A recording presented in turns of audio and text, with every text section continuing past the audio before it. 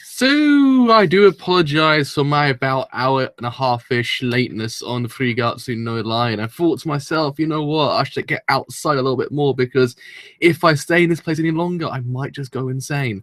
That's what I did. I went out for a bit. It kind of cleared my head slightly. Got kind of a bit of like kind of away time. So it was kind of all right. And Argos will not leave me alone. Argos, I don't need to buy any jewelry for anyone. I don't know what's going on with quality lately, though. Quality on the actual microphone to actually for live stream is going a bit weird. I noticed that with JoJo yesterday. I was like, huh. Sounds strange. But I guess it's just what you get with YouTube. So what can you do? Oh, God, Jesus Christ. And there goes, and now my chest starts trying to, like, murder itself because it always does that. Okay, anyway. So, I have returned today to do the next episode of 3 no Line, being episode 10, and as we know, it's getting pretty freaking serious, like, really freaking quickly. I mean, last week's one was kind of sort of had its depressing parts, but for the most part was actually kind of nice. So I was like, you know what? It's a nice episode. I mean, it had a nice message the whole entire time. Granted, it kind of did paint Ray as the kind of enemy once again, but did it freaking damn well that I can't actually argue with it. And now I'm going for the fact it might just kind of top off the whole entire, like, kind of arc with Ray, his emotional arc, which actually is pretty freaking interesting. But hopefully we'll get this whole entire thing done. Oh, yeah, but I'm kind of getting past my cold right now. I don't know why my chest just feels like it wants to constantly like kill itself. It's like at random points in the day, my chest just gives out, like start coughing like violently. That's why I just kind of have to take breaks every now and then from doing everything because I don't think people want to listen to me just kind of like cough my lungs up. But I'm getting there, so thank you. Don't worry. I'm sort of just slowly progressing through it. Like it's been a kind of a rough couple of, I'd say, week. But anyway, we're here today to do the next episode of 3 so kind of really. Anime episodes are really nice. It keeps me going for the whole entire week, so I'm really kind of excited to see where actual anime goes. And also Keijo as well. I keep forgetting Keijo's out this season. For some reason, Keijo just leaves my brain completely. I'm like, oh yeah, Keijo's out, isn't it? Yeah, so those 3 animes are the best animes of the season. But anyhow, so yes, without further delay, let's drink some more water. My throat just gives out. Granted, probably by the end of the stream, I probably might just like break down into tears because anime knows when to kind of curveball me completely. And it's hit me in the gut and then say, hey, mate, not being emotional manipulative here, but it's actually pretty freaking sad. I'm like, I know. This anime is really freaking good at it. Like, it's one of the things I have to give anime +4. It's about 1 billion times, but it knows when to emotionally curve you and actually kind of make it seem not so emotionally manipulative like other animes do it. Like, I always give it an example, but Angel Beats was emotionally manipulative but the whole entire series. There was no time in that series where I felt like I was genuinely crying for the sake of the characters. No, I think the scene was making it seem like I was meant to cry, but I was too pissed off that I kind of just said, "I'm not crying right now, guys." So yeah, so that's one example of not having to make a person cry. This one, on the other hand, knows when to do it. Like, this one is actually really freaking good at it. I'm actually like, whoa. I've never seen this done, but I'm glad. And also probably, I don't know why, but Magic made me cry as well. I think the ending made me cry a little bit. It's always Shaft shows that know how to do it for me. And also sometimes Bones. Anyhow, and also Madhouse. But anyway, so in 3, 2, 1, let's go. Oh god, the opening. I forget this opening's here and I love it. Oh man. Such a freaking good opening. It fits a show so perfectly as well. That's the other thing to note. Because sometimes when they do openings in these shows, the song's just there for the sake of it, and it just don't know how to make the opening around it. But this one actually, excuse me, complements the opening itself. It's actually really freaking well done. Like, example, Arjun Season 2 opening 1 was horrendous because the song was good, but the opening itself was complete, like, an atrocity because it didn't know what it was doing. I know, 20 episodes, it's like end of this opening. It's like, I don't want to see it go because I love it so much. It's just a catchy song, but the actual kind of message that actually holds within it is actually even better. It's such a symbolic opening. It's just so freaking good. Damn you, Shaft. And your infinite amazing things that you do regularly. Besides Nisei Koya Season 2. Will not forgive you for that anime. Isekai Season 2 was the only anime I'd hated by them. Other than that, I completely loved them all. Can't remember any other ones now. No, I think that's the only one I didn't like. Everything else is pretty sound. I'm looking forward to this episode because I know probably it will break me into 2 pieces.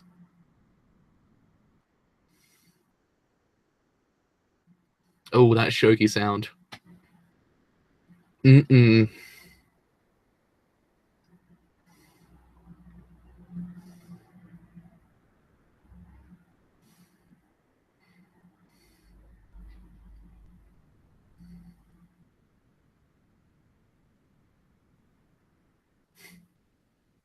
It's even kind of just sad seeing him just on his own in the room itself because it's kind of it's just presented so freaking like well that it just kind of just gives you such an insight to his character.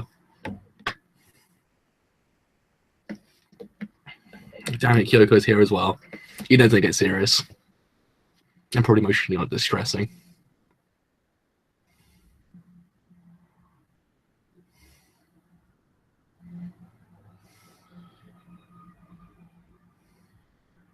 I mean, look at how she commands the scene compared to how Ray commands the scene. You can just see it. It's amazingly done.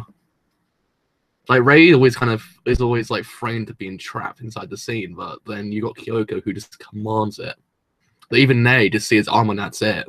It's, it's not kind of one of those things you're like, well, okay, but it's still.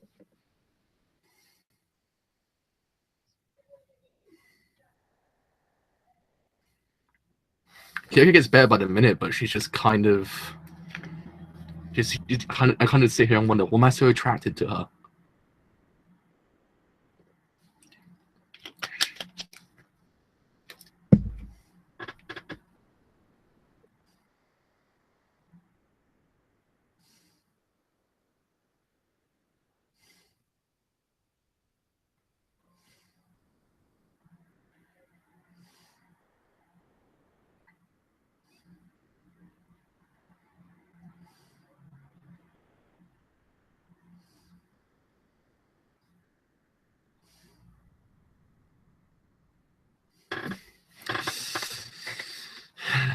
Yeah.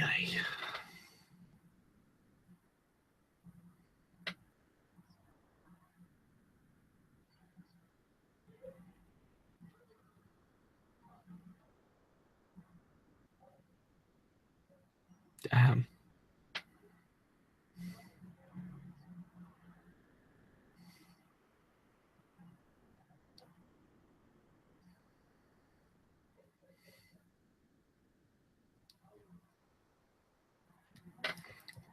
Keep a tab of that one. 4 minutes 20 seconds in. I'll keep a tab. It's actually a really good thumbnail there.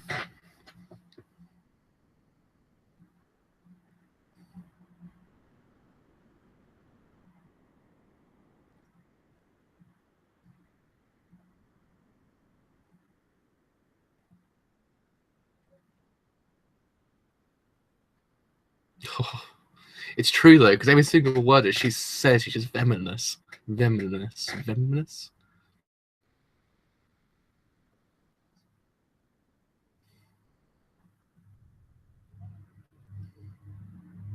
So it's just kind of like you get a chill every single time she says a word because it's just so, I don't know.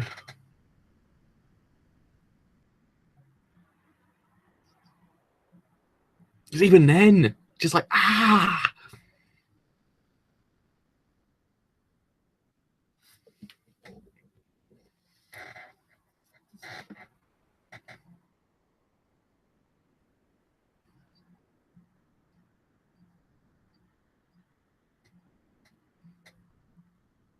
Game bomb. Sounds pretty good actually.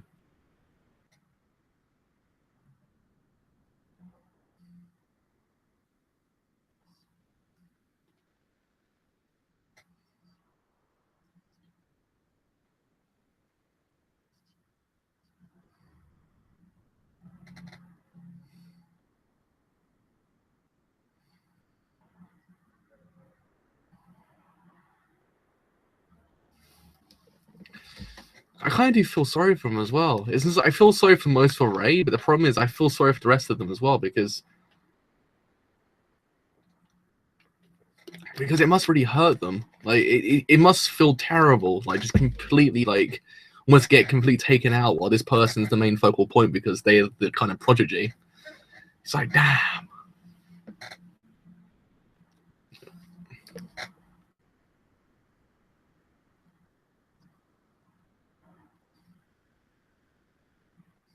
My God, it's actually Reagan. Actually Reagan. Yeah, I know that it seems I don't know because I can see where I lost my train of thought just then. I just don't know what happened to my brain just then. So I was thinking of nah, Reagan's pretty cool though. I don't know. You know who Ray needs to see more of? He needs to see more of the dude that he made friends with because it's one of those things. He's the only one he can take solace with. Like in essence, he can actually just open up to and doesn't actually kind of feel like he's almost losing a battle. He's the only person you can actually kind of get along with, besides Reagan as well. Reagan's pretty cool, but I don't know. Every single person he speaks with, besides I guess thing as well, his actual friends and also Momo, Hina, and Akairi. And Nikaido as well. I don't remember everyone's name second. My brains went blank. But yeah, all them. I still feel like the one he actually takes the most solace with is the bloke that he made friends with inside that cafe, and it actually was the crush of Hina. You should see more of them more of him because he's just the best person for him. But alas.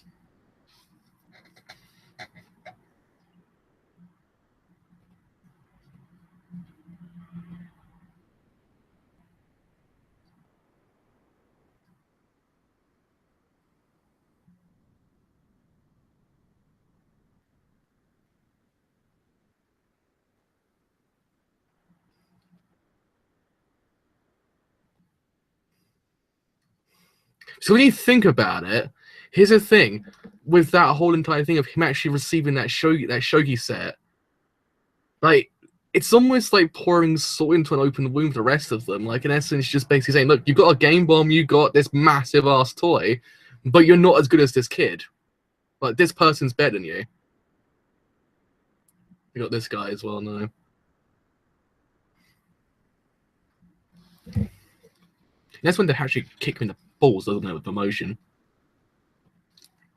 That's one thing I like about the show. It subtly pours salt into open wounds.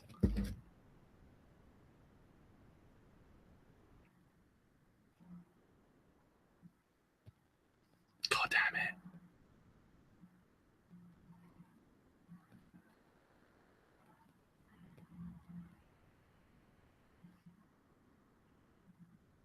I don't think it's direct. He's not basically saying, look, okay, kids, you're terrible compared to this one kid. But I think you can interpret the whole entire thing by that. They're basically saying, look, okay, he's got the shogi pieces, so he's the one that we concentrate on. While you get the game bomb and get everything else in between. It almost kind of says that. Like that's why I'm guessing they probably were a little bit like kind of apprehensive about the whole entire situation. I think that's one way you can read the whole entire scene. It's not like the main reading of the entire scene. You get what I mean?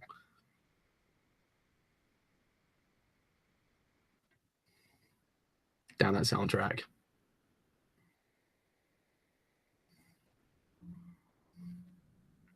I just don't know. That's how I see it because it's almost you could almost read it that way. Because just look at the faces of the kids when they actually saw that, they just changed completely. It just went from okay, look, I've got Game Bomb, that's pretty freaking cool, but you got shogi pieces. I don't know. It's still it kind of when you think about it, it paints Ray to be the antagonist of his own world. He's not technically trying to be one. He's kind of like screw that. My throat is killing me. No, but he's just trying. He's not trying to be an antagonist, but he's unintentionally becoming one of his own world. It's kind of sad when you think about it because he's not actively looking to become the antagonist. He's just doing what he does normally, but it's just as if he finds the wrong situations and it just kind of makes him seem that way. Yeah, I don't think he realized it himself. I don't think he actively himself wanted to actually say that, look, kids, you're terrible, but it's almost as if they're reading it that way as well. I don't know. I need to get soundtrack when it comes out. Can you actually buy soundtracks of anime on iTunes? Because I know Yuri on Ice came out on iTunes, but I don't know whether or not anyone else came out on iTunes before this. Soundtrack's really good in this show. But no, I kind of love how they're presenting Ray, because he just kind of unactively looks to become an antagonist. Like he's almost being the completely normal kid, but the world is basically just completely shafting him, and he's basically almost becoming an antagonist. Like, but he does. I think he realizes it himself sometimes as well. So that's the other bad thing about it. Like he realizes, oh Christ, I'm this person, aren't I? I shouldn't really be this person. It kind of makes him feel even worse than he already is. It's sad when you think about it. That's why it's kind of nice that he's found Momo, Hina, and Akairi.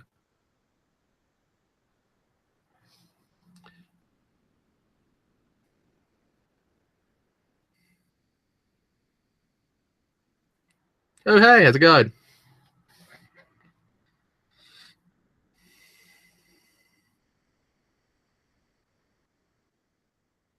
I guess if you think about it, that kind of just him saying I lost, it almost kind of it makes you wonder what's gonna happen next. Like it doesn't actively show you it, but you can almost imagine what would come next.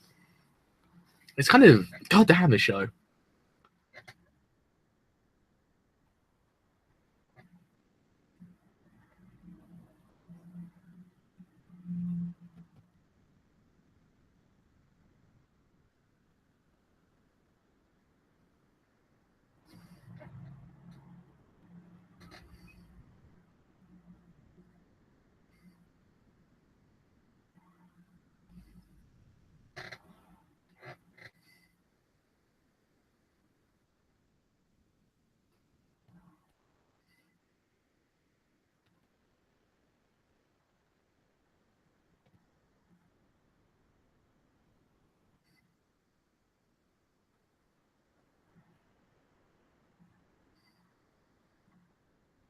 Actually, it's a post-mortem. Wow. Okay.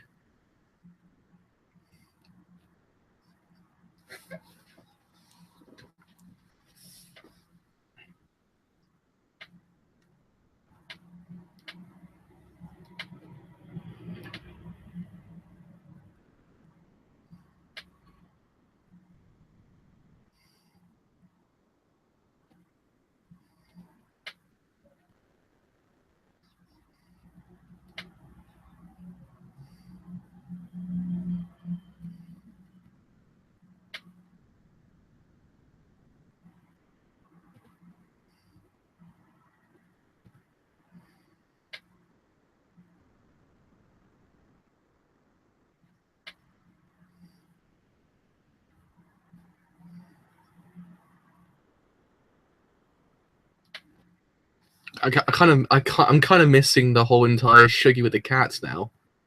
I miss it.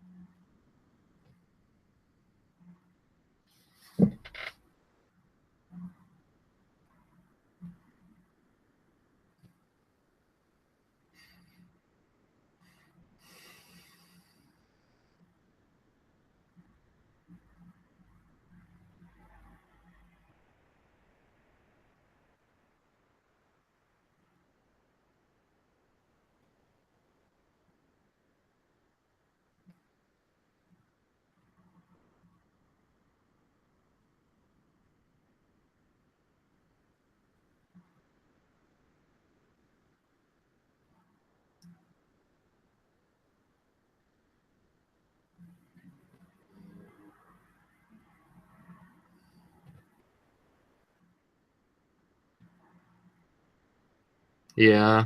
It's one of those things that you should always kind of just seek it out to the end because there's always some kind of silver lining somewhere. Like, just kind of giving up on the first hurdle is not the greatest thing to do. Like, it's just kind of like, if everyone did that, then what's the point in kind of continuing with anything? It's always just continue because you always might just find that opening that you need. Kira, for example, Kira's a perfect example of someone who never gives up even in the face of adversity, and look what happens to him. Luck's on his side constantly. Sometimes he almost gets out of situations where you wish he didn't.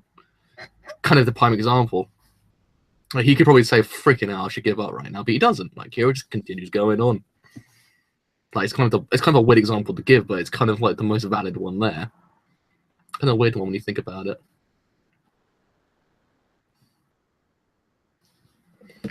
Oh man. Oh no. You left the Christmas present.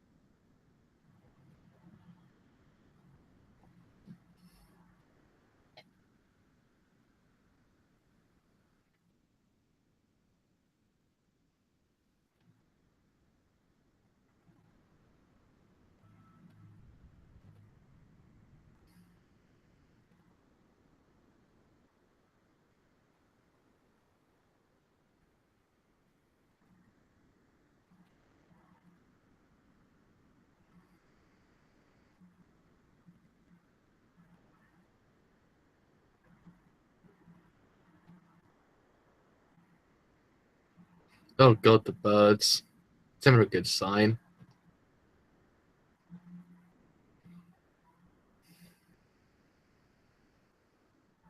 It's fine when you see birds in anime or anything like that. It's just never a good sign of anything. And there's always the motif of crows, but it's just always birds as well. Birds are just. Oh, never like the idea of seeing them because it always just kind of paints a bit bad picture in my brain.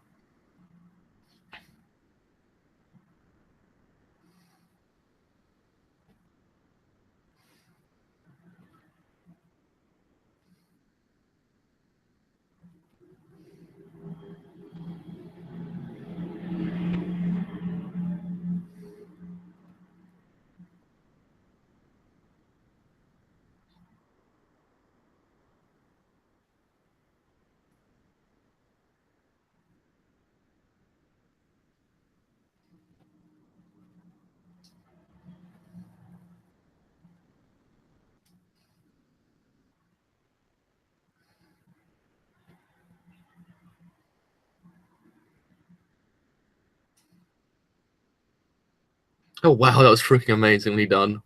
Christ.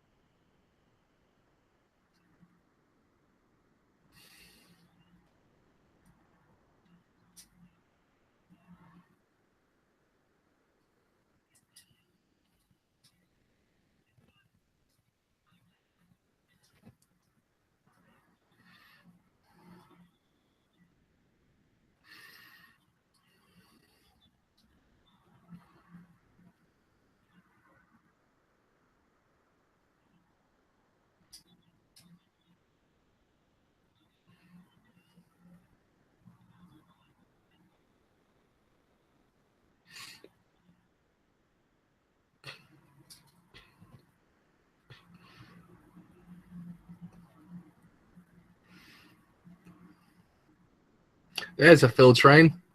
There it is. He's straight in the heart. Oh, Christ.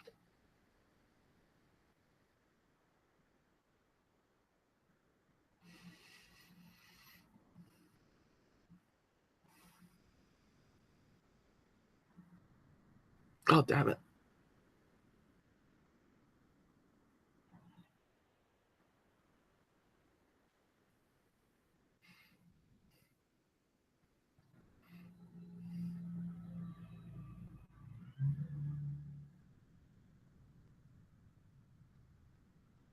He is right, it's the problem.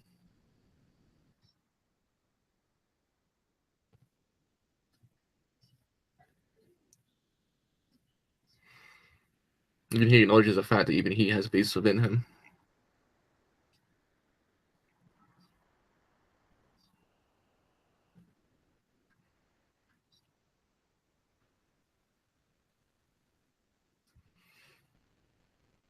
Oh, Christ.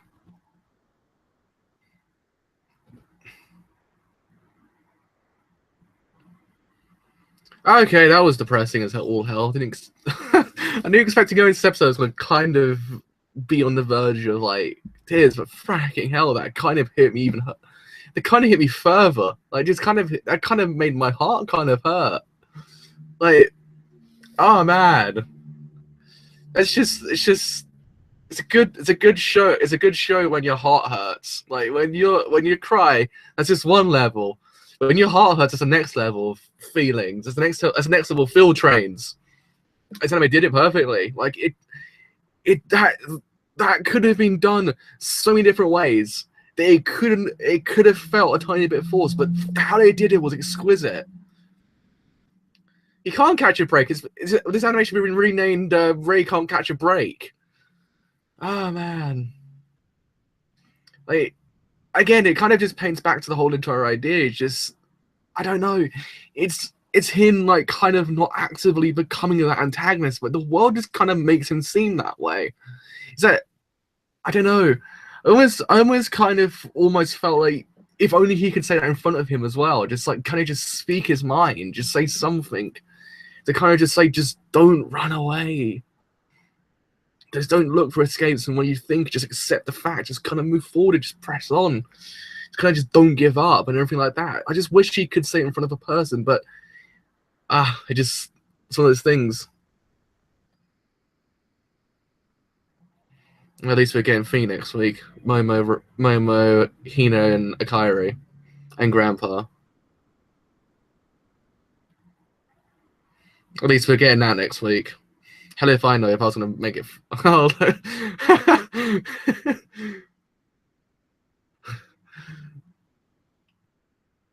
that's amazing as well. The end card's amazing. Oh wow, it kind of just, I don't know. Oh Christ, my throat's killing me now. So, hitting the Phil straight in the chest. No, but oh Christ, my bicycle. Whew. Okay, that was emotionally intense.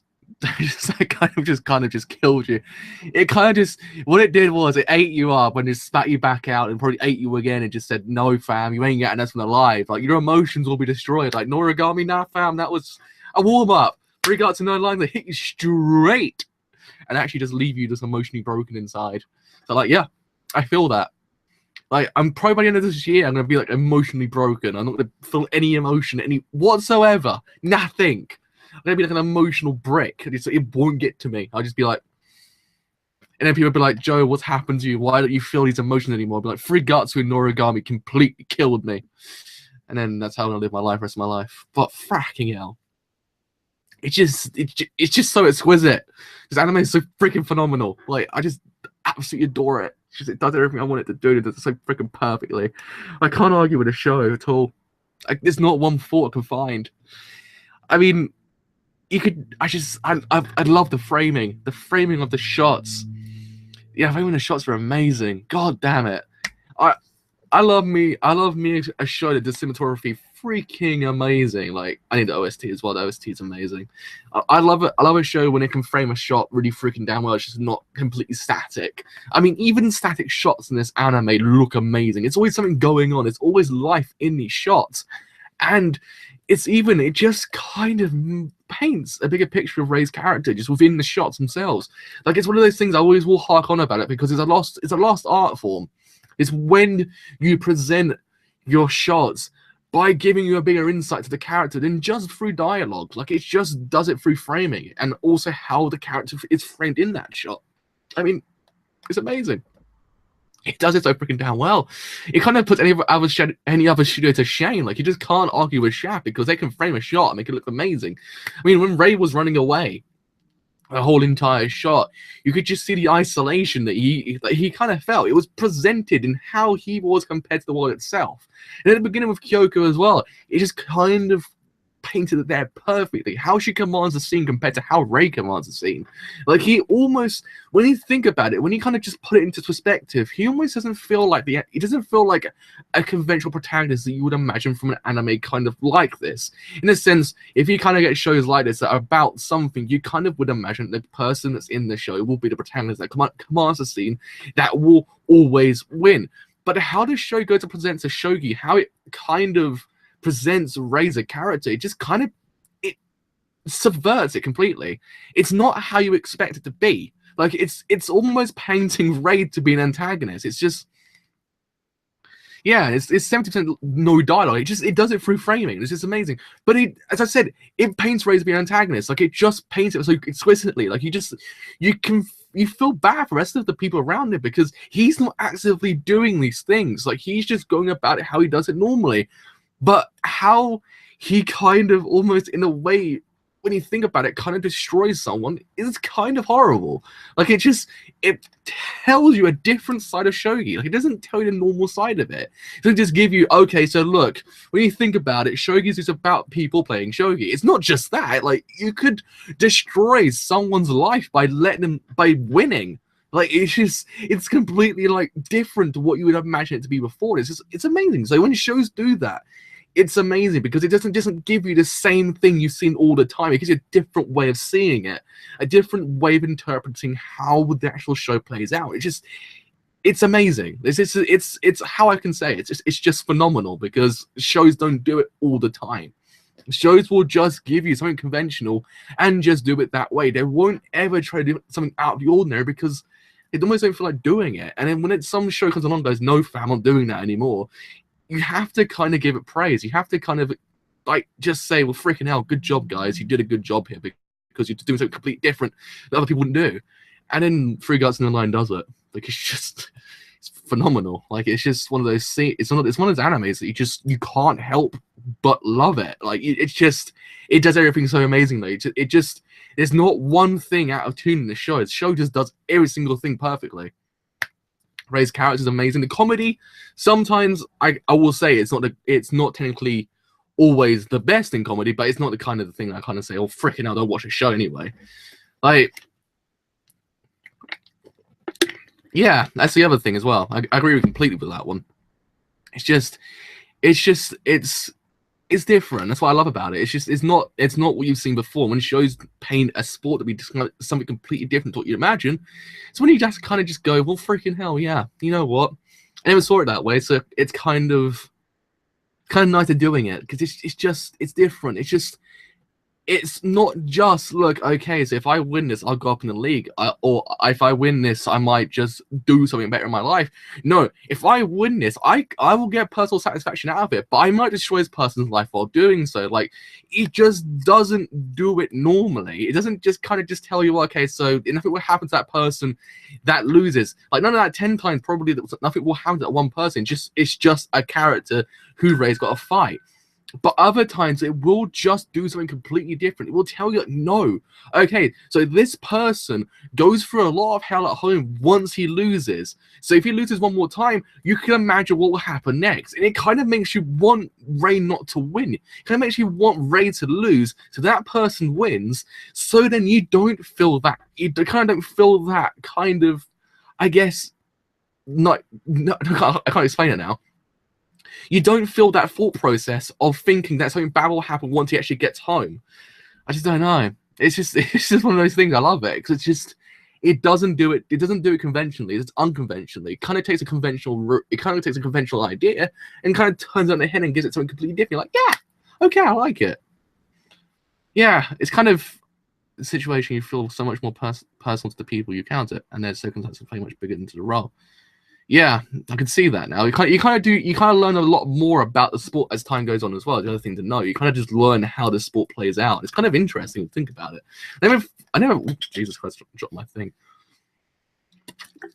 I never thought that about this actual show, but it actually does it so freaking damn well. Like it gives you so much more insight. It just doesn't tell you, oh, it's just another sport. It tells you the more personal things behind it, because sport does have personal things behind it as well. It's not just a person getting out on court or getting out on, I don't know, the ice and just kind of just going forward and going, yeah, I'm going to do the best I can possibly do. It's always something personal going on behind closed doors. It's what certain animes don't do. They don't tell you what's going on personally with that person. It just doesn't do anything. And I'm glad that Shogi in real life actually has the exact same thing. It's amazing. It's just one of the things. So when sports do it, it's just not.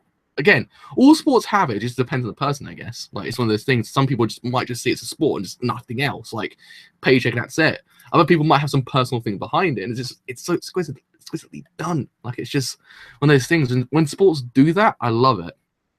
But yeah, all in all, freaking phenomenal episode. It's a phenomenal anime. Like I just love it to bits.